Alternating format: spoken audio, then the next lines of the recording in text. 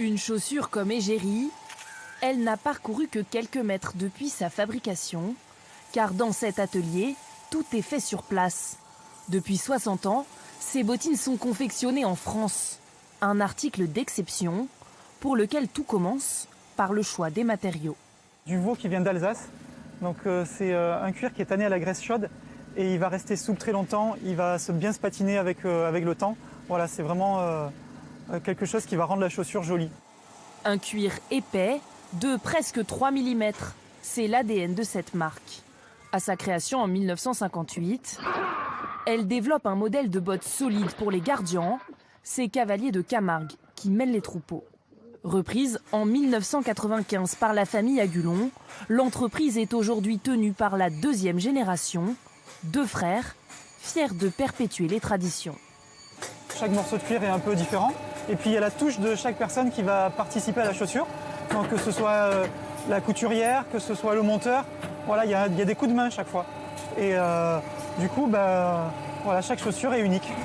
Ici, pas de travail à la chaîne. 3 heures sont nécessaires pour fabriquer chaque paire, vendue en moyenne 300 €. Pour maîtriser les gestes, les salariés sont formés pendant plusieurs années au sein de l'atelier. Aujourd'hui, la relève s'organise. Tu vois, là il faut un petit peu tirer, bien le mettre à plat. Et pour pas que le rivet se voit, tu tiras et tu dois jouer un petit peu avec la bride. On a une nouvelle qui vient d'arriver là, il n'y a pas longtemps, et je lui montre comment je fais, comment je procède, le savoir-faire quoi, de la botte gardienne. De savoir que ça vient de chez nous et que ça a été fait par des personnes qui aiment leur métier et qu'ils y prennent soin, c'est quand même c'est valorisant. Chaque jour, 40 paires sont mises en vente après les dernières vérifications de Christelle Winterstan. Avec ses 17 ans de métier, c'est la plus expérimentée des employés. Rien ne lui échappe.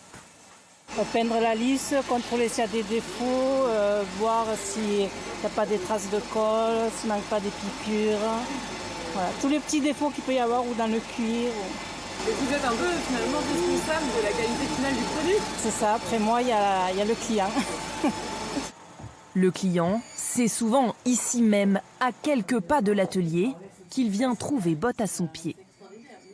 Ils sont plus chers, mais ils durent plus longtemps. Donc on s'y retrouve finalement. Et puis c'est beau à voir. Il faut encourager les gens qui font encore des choses comme ça. Ce genre d'entreprise française, c'est un charme en plus incroyable. Voilà, c'est une petite structure, c'est un travail soigné, on a l'odeur du cuir derrière. Avec plus d'1 million d'euros de chiffre d'affaires, l'entreprise a trouvé la clé du succès, diversifier les modèles. On va sur du léopard comme ça avec des grosses taches. On peut aller sur du vernis. On a 8 couleurs de vernis. Et on serait mort en fait si on n'avait pas développé la gamme et qu'on était resté orienté que sur le côté rustique de la camarguaise.